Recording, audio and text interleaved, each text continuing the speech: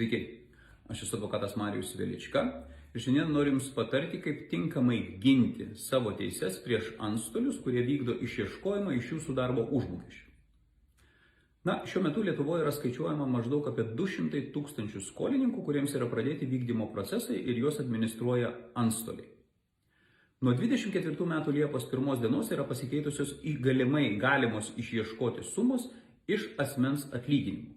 Taigi nuo 24 metų Liepos 1 dienos, jeigu jūsų atlyginimas siekia vieną minimalią mėnesinę algą, tai yra maždaug 708 eurus į rankas, iš jūsų negali būti išieškoma daugiau negu 10% nuo jūsų atlyginimo. Nepriklausomai nuo to, kiek antstolių jums vykdo išieškojimus ir pagal kiek vykdomųjų dokumentų šie vykdomieji išieškojimai yra vykdomi.